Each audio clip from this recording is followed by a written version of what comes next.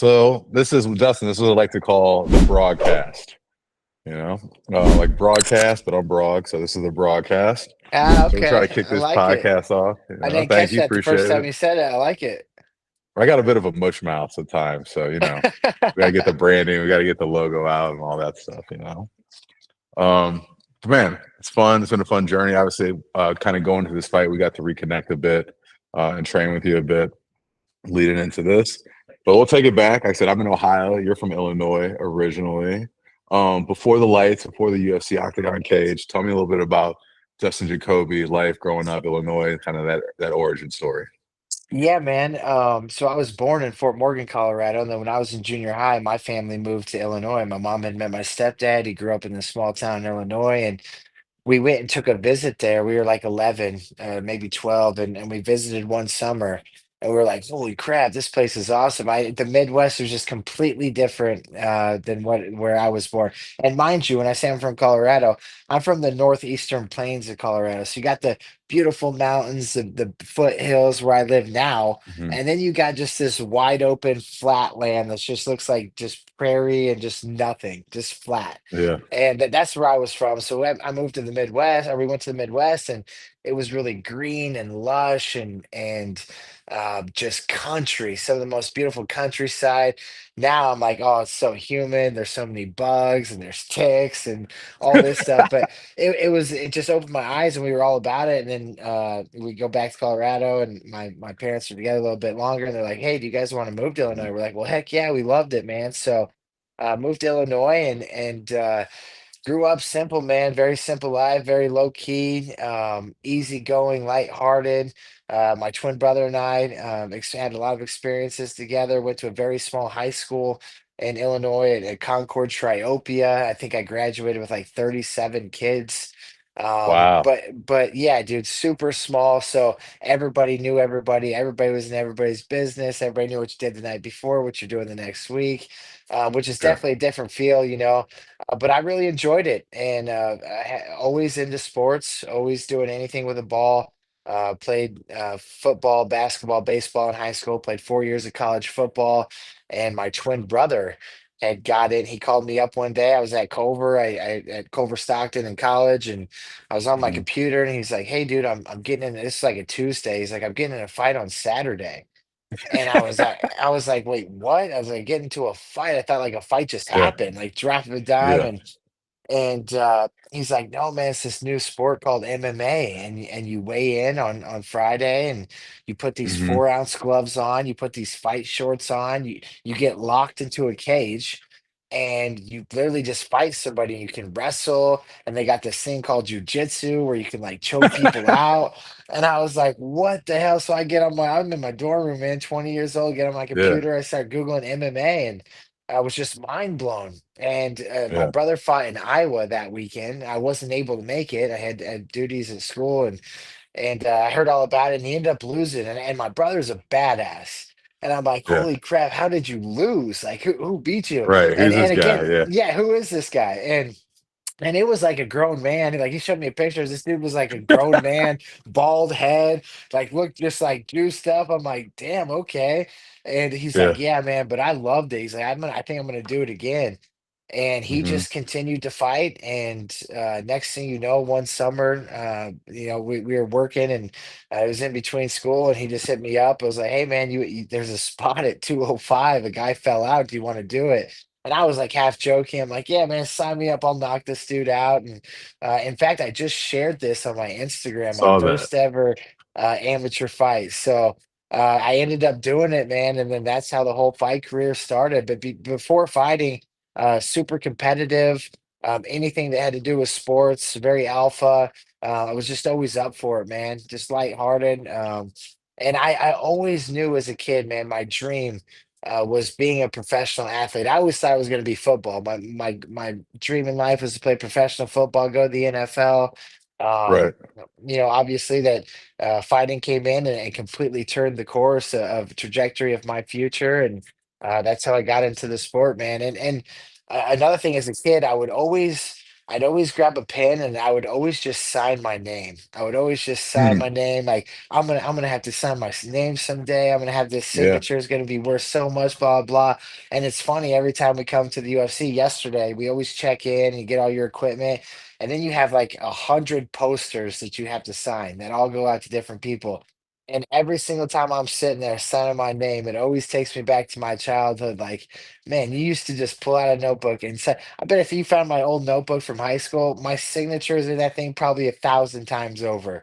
And Yeah. that's what I would do, man. So it just brings back good memories when I check in and I'm signing. I'm like, holy crap, man, I'm doing, what I said I was gonna do, what I kind of manifested, man. That is Absolutely.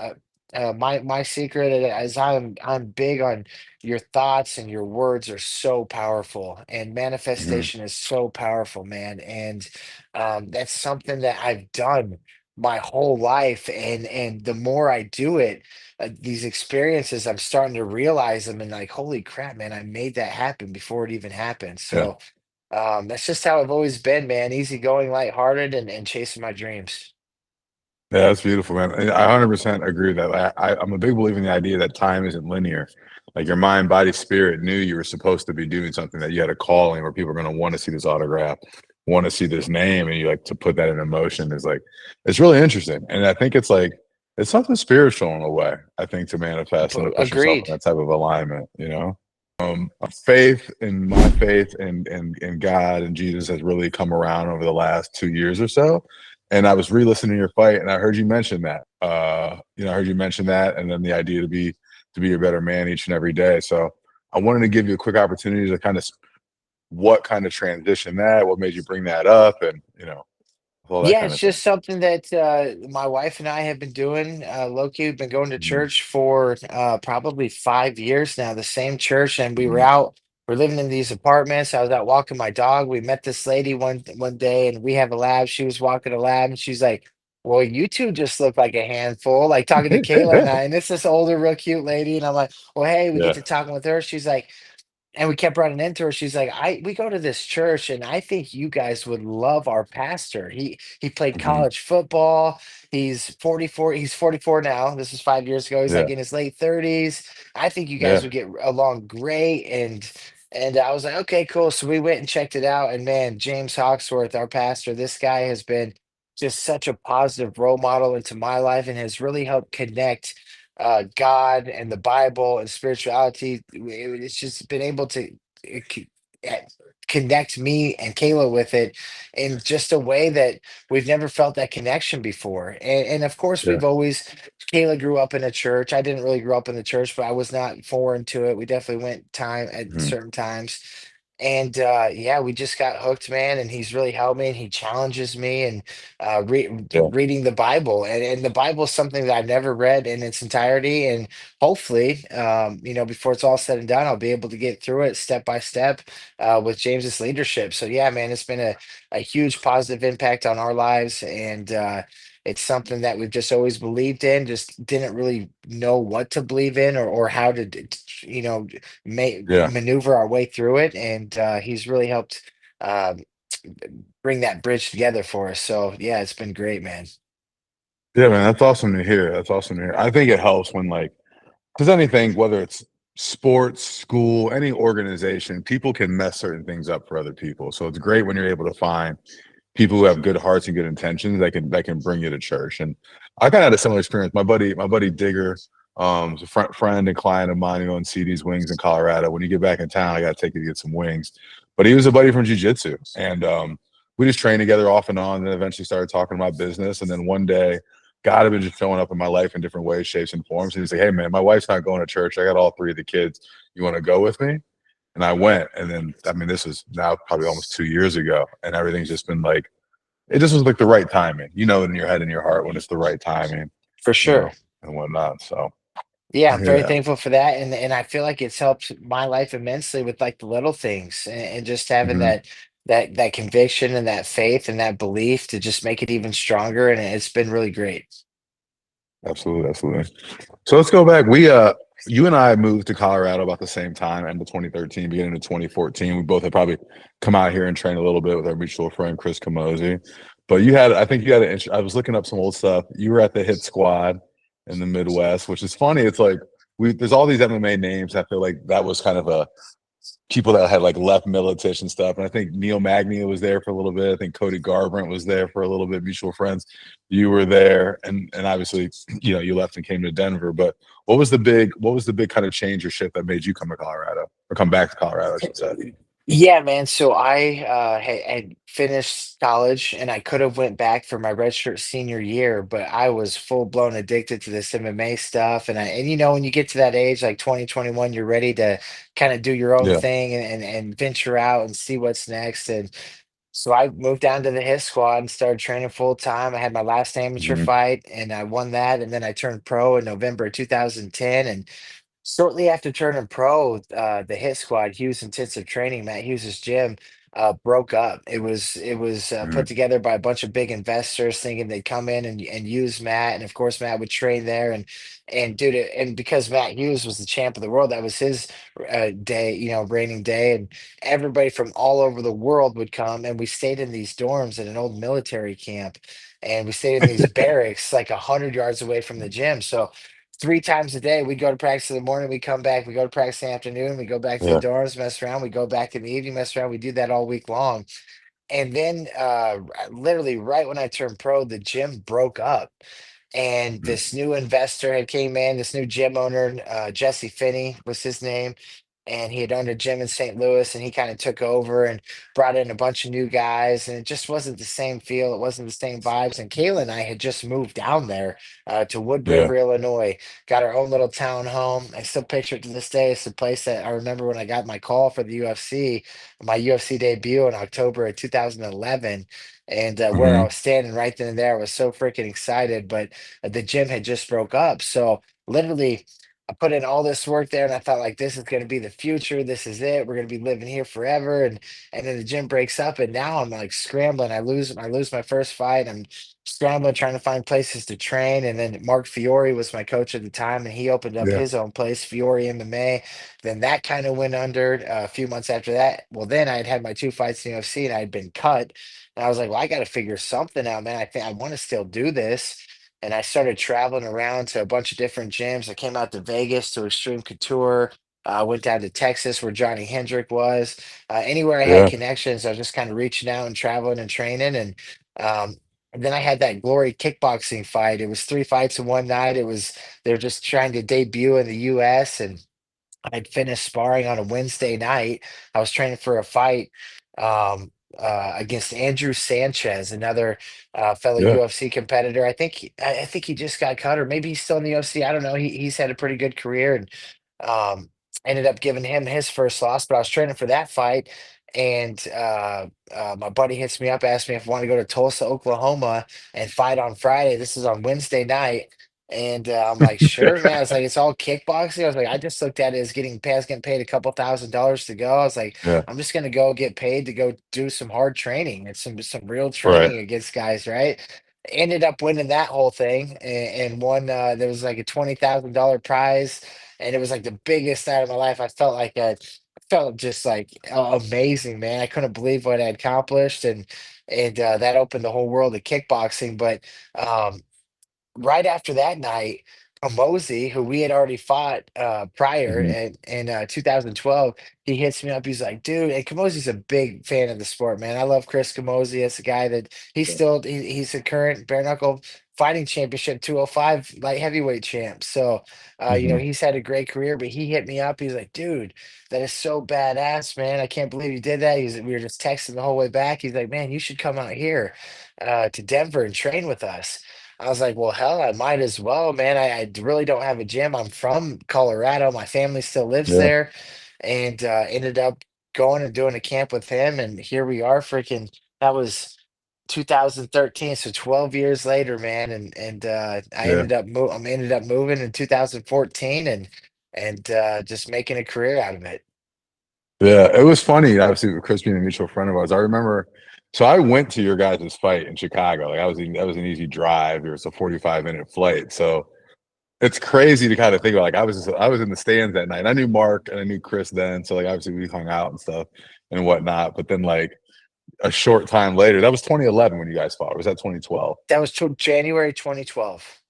Okay, so January 20. So less than 2 years later, we're all in Colorado, and I Yeah, remember man. like, yeah, that's It's wild. crazy. It is, dude. It is crazy how, and I just made that a post the other day, my first amateur fight, but it's crazy how one moment can just change the entire trajectory of your life. And that was, I remember I was Mhm. driving back from Tulsa that night and on cloud nine, there was no way I was sleeping, man. I was just cruising and texting with him and like, holy crap, that moment changed the next 12 years of my whole life. Ended up going out to Denver, moving the family, and been living there and training there ever since. Yeah, man. I mean, God's got a plan for all of us, and you just got to kind of follow it sometimes. That's great to hear. Um, you're not. This isn't the only turn. During your time, you won that Tulsa tournament, but you've had a couple one night. Have you had three of these like one night fights? Or I've three had fights in one night? six different times I've fought multiple fights in the night. Four of those times I've won the whole thing. Yeah. And then two of those, one of those was a four-man tournament. I fought Alex Pereira, lost the Mhm. first fight, so I was eliminated that one. And the other one was the biggest tournament I probably ever fought in. The prize pool, the winner got 250K. It was an eight-man tournament. Tyrone Spong was in it. And I remember just being just totally scared to death of this guy. Like he was on one side of the bracket, I was on the other. I'm like, if it's even possible we ever met up, I don't even know what I do. This guy's just Yeah. terrifying. Ended up Yeah. winning my first fight, losing the semifinal match to the number one fighter in the world at the time at light heavyweight, Daniel Lunga. He was 52-4. I was 3-0. And bro, I fought my heart out that night. I gave him everything. I hit him a few times. I couldn't believe he didn't go down. I hit, when you hit a Yeah. home run or you hit that golf shot just flush, you just Mhm. know that knockout with Vitor Petrino. I just knew. And I hit him a couple times like that, and he didn't go down. Like, holy crap, what is this guy made of? Yeah. He fought Tyrone Spong in the championship, and Tyrone Spong knocked him out in one punch. It was like a 15-second fight, and it was over. So I would like to take You a little bit of softened him. credit. I swear I Yeah. softened him up, man. I swear I did. I could not believe he did it with me. But yeah, that was another one of those tournaments. It was amazing Mhm. to be a part of. But yeah, six different times. I fought multiple times in a night. Did you fight in Jersey once in a one night tournament too? Yep, no, not a one night tournament, but I fought there for the Cage Fury Fighting Championship, CFFC, one Okay. of a big local promotion, one of the best promotions on the East Coast and outside of the UFC. I fought for their middleweight title shortly after being released from the UFC the first time. I Mhm. fought an undefeated Tim Williams that night, and I gave him his first loss. Again, Tim Williams went on to have a pretty good UFC career. Not great, but got a few wins. So yeah, And man, I so fought. Yeah, I fought in Atlantic City. That was a fun trip too. you've had a heck of a journey, man. And as I think about, like, as I really look at your career and your legacy, like one of the most game guys in the game. You know what I mean? These one night fights. You don't duck any opponents. You're taking on a lot of different people. We're now at the stage where you're gaining momentum again. When you've come out victorious, these guys are going to sleep. You know what I mean? You're putting the Democ on them, the one punch hitter quitter. Um, Big fight this weekend, 14-1 prospect. Were you excited? Were you surprised coming after the Petrino winning that knockout for this to be? Did you think you'd get another vet? Somebody, what were kind of your thoughts as you got this fight brought to you? Well, I'll be completely honest with you. I was surprised, man. I didn't know who Bruno Lopez was. It's no disrespect to him. I had no Mhm. idea who he was. I couldn't find any tape on him. I saw that he had lost a contender series fight. I saw that he had won a contender series fight and saw that he was 1-0 in the UFC. Other than that, I knew nothing on him. And again, the fight was at the Apex as well. So that was another thing that surprised me. I'm like, dang, I'm coming off of a massive knockout in front of 20,000 people here in Tampa Bay and I get like demoted to the Apex card. So I was a little Yeah, bummed about that, man. But everything is perspective. I've had a lot of success at the Apex. It's not a big venue, but it's a big opportunity. It's a great matchup. I think Bruno is a tough competitor. There's no doubt about it. Anybody that puts together a 14-1 resume and finds their way in the UFC is definitely a tough opponent. And I know I'll have my hands full Saturday night, but I'm fully prepared. And as long as I'm prepared, I always expect to win. yeah, absolutely, man. I think at this point, like, what's somebody really going to show you new? Not too much. Yeah, You know? 100%, man. And that's the biggest, I think, the biggest key factor in my reign right now is the experience, man. You can't The Mhm. experience is everything in this sport. And I think that's why I stand strong where I'm at today. And like you just said, man, I've been through it to get to it. I've fought. I've never said no to a fight. I've never ducked a fight. I've never once in my career ever been offered an opponent and said no. Obviously, I'm always nervous. I'm always questioning my ability. I mean, you know how it is when you get a fight. You're like, Yeah. holy crap! You're scared, man. But Yeah. I've always faced that with confidence and through preparation and win, lose or draw, man. I'm the one that has went to battle. I'm the one that has stood toe to toe with all these different guys, and that's what I take into these fights, man. Every time I fight, I think about the warriors I've stood across throughout my career, and I take pieces of them, and I take moments from the fight, and I just use that to my advantage with the next opponent. And I always say the Hanyak's forged in fire, man, and that's where I stand strong today. I've been through it to get to it. Um, you mentioned your nickname. I'll make sure I say it right. The Hanyak. Now, I did a little bit of research a while ago. This is like a Polish ghoul, right? Is It's that a it's a accurate? it's a Polish soldier, a rebel Okay. without a cause, an aggressive athlete, and Hmm. just kind of a crazy guy. But it has a deeper meaning. My Yeah. grandmother would always call my twin brother and I little Hanyaks when we were younger, and it was every time Okay. we were acting up, she'd scream at us. She's like, "You little Hanyaks, get out of here, get out of the house! You're acting like a Hanyak." And then one of my Cool. good buddies, he actually stood in Kayla and I's wedding. He hit me up one time, and the crazy thing also is he loved the Hanyak. So we played in you remember the Hmm. Gus Macker basketball league, Gus Macker thing Hmm. that was like a traveling event. It was a 3-on-3 basketball tournament, and we played in that in a few years. And he just texted me a couple nights ago a memory from like May of 2008 or 2009. We were playing in the Gus Macker, and our team name was the Hanyak. And Oh, as wow. my fight career developed, he hit me up one day. He's like, "Bro, I think I have the perfect name for you. You should be the Hanyak." And I'm Yeah. like, "No way, man." I was like, "That's perfect," because my grandma would always call me Little Hanyak. Well, when I did that Glory kickboxing tournament in Tulsa, Oklahoma, the three fights in one night, the first one ever, I'm cruising and we get there, and the guy's like, I'm getting my hands wrapped, and the guy's like, "Hey, do you have a nickname?" And I'm like, "No, I don't." I have my headphones in, and he's walking off. I pull my headphone on, like, "You know what? Tonight I do though. Call me the Hanyak." He's like, "The Hanyak?" I was like, "Yeah." And I went out there and I knocked out all three opponents, and that was February of 2013. And I've been the Hanyak ever since, man. So it's got a deeper meaning. Came from my grandma. One of my Yeah. best friends gave it to me. I'm like, the Hanyak. And now every time I see Bruce Buffer, he's like the Hanyak. He's like, I love that nickname Yeah, man. It's original. It's one of a kind. It's cultural. It's got family and friend origin. That's dope. for That's sure, dope, man. man. It's Yeah. on the back of my shirt right now. Yeah, Hanyak. get the plug. Where nice. Yeah, man. Where If can you want people to pick that at? go to pinsandaces.com. In fact, they sold out really quick. They were pleasantly surprised. They're like, holy crap, man, this is our fastest selling shirt we've ever put out. So they just made another order. They're getting a bunch more in, and it'll be on their website. Pins and Aces, a golf company, Denver-based golf company, a great group of guys that some entrepreneurs and just dream chasers, and I love their gear.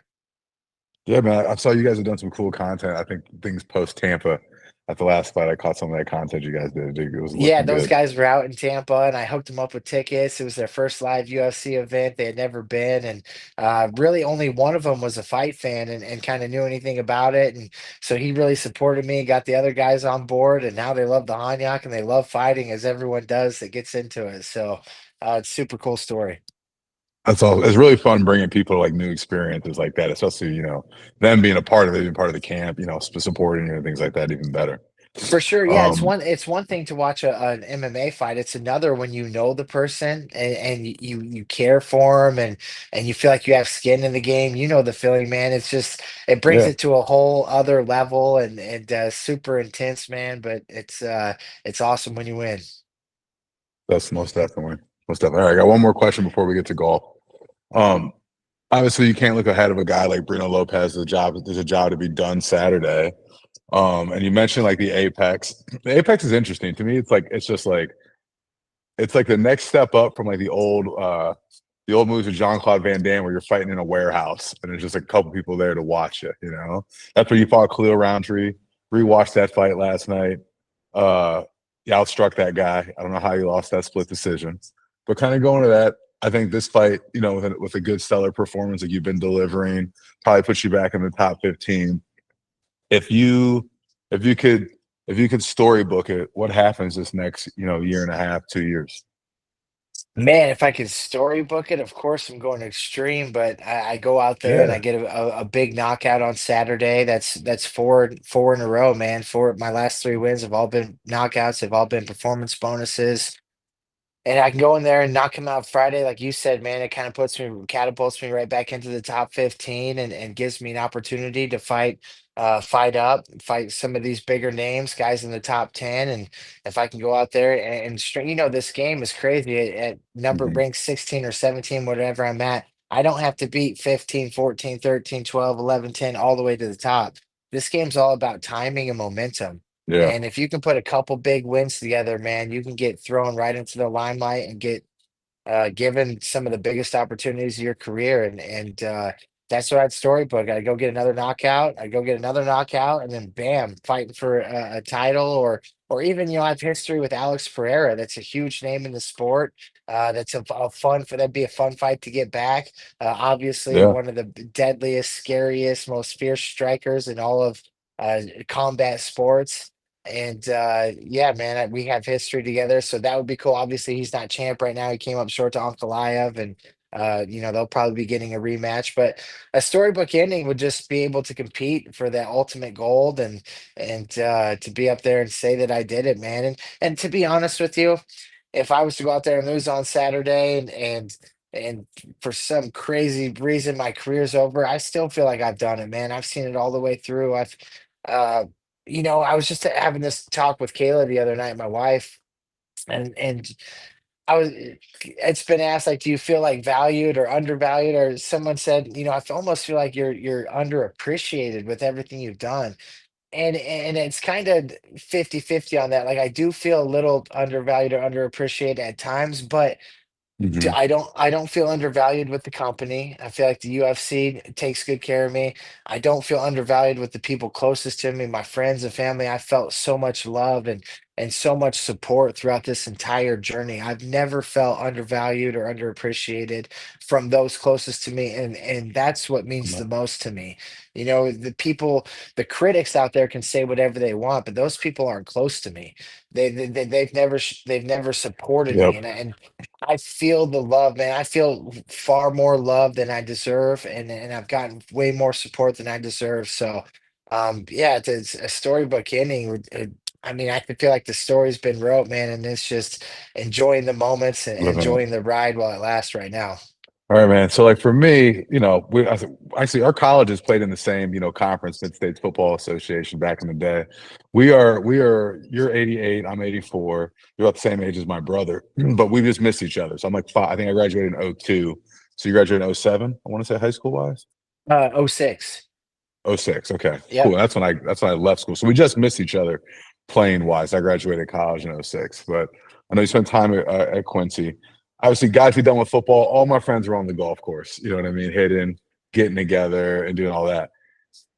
For me, man, I don't have the patience. Like I'm a high energy guy. I don't have the patience and the frustration. And I also feel like, why am I paying to get myself this frustrated? But like, what got you into golf, and what keeps you playing so much? Because you're like really in it. People talk about like, oh, this, like you got some real life skills, not just a casual average golf guy. Yeah, man, it's golf is hands down my favorite pastime. I guess I've always kind of swung the clubs, and when we were younger, it was always Happy Gilmore like. It was always how far you can Yeah. hit it. Sometimes you'd be around the green, and I'd be looking, I'd like toss the ball up, trying to put it close. And then I fell in love with the game, man. It's so extremely difficult. It is impossible to perfect. And Hmm. it takes so much of it, not only physical but mental strain on you, man. And It's like one day you got the driver going and you just flushing drivers, and it's like you can't miss a fairway. And then days that you can't hit a fairway and you're topping tees off the box. And then there's days your irons are in play, but you can't make a putt. And it's just so hard for all of it to come together. And never have I had it all come together and just shoot like the incredible round. I have shot an even par 72. That's my best score ever. It's been a couple years, and I'm an 8 handicap right now, so I am a single digit golfer. My claim to fame is I'm the best golfer in the UFC, hands down. Put that Okay. to the test with Justin Gaethje. He's a huge golfer and he's very good Yeah. himself. But I think I've solidified that spot over him. Although it is close, man. I can't say he's not good. He's definitely good, but it's just challenging. It's impossible to perfect, and that's what I love about it. As I hear that, you kind of shifted my perspective. It's a lot like martial arts. It's the endless game. It is, man. You're exactly right. And the other thing I love about, I just love being outdoors. I love the sunshine. I love the grass. I love the camaraderie with your foursome, and of course the betting and the jokes that go on. It's just Yeah, it's my favorite pastime, man. I absolutely love it. that's great to hear, man. Well, bro, it's a pleasure. I'm glad I got to, reconnect with you. We saw each other at Chris's fight a while ago, and I let you know I was trying to get back to it and get back in the gym myself, and being able to be a small piece of this camp and see you doing your thing, man. And I'm excited, proud of you. You had a Heck yeah, tough road, man. and excited for you. I really do appreciate you, man. It has been great training with you this camp. It's brought back a lot of good memories. It's awesome seeing you get back into it and seeing your transformation as well, man. I know you were into it and then you got away for a little bit, and just getting back into it, seeing you just be stronger mentally, physically, and it's been great, man, being around you, and you still got that firepower yourself, dude. I know you're wanting to get a fight here soon, and I guarantee it's going to go well for you. And you can still do it. There's no doubt in my mind, and really looking forward to that comeback for you. Appreciate that. Thanks a lot, man. We're getting close to being able to make some announcements for working through it. Super cool, man. I can't wait to Anybody you hear all want to? about it.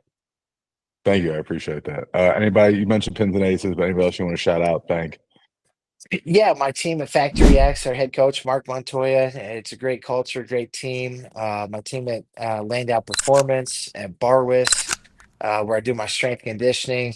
My sports agency, Iridium Sports Agency, my management team. Those guys are the best. They've really helped me throughout this second career in the UFC, this second life, so to speak, and very thankful for them. My family, my friends. I got a lot of support, a lot of guys that independent sponsors, guys that have taken care of me, that have done special things for me, that'll be out here this weekend, and just very thankful, man. Like I said, I feel loved and I feel the support from so many different people, and it really does help get you through your journey. Absolutely, man. It takes a village. It takes a village. You are Well, right. appreciate the time, man. Appreciate the time. Yeah, bro. Thanks for having me. I can't wait for you to get this released and to Yeah, continue following your business ventures and your way back into the cage, man. I'm looking forward to it.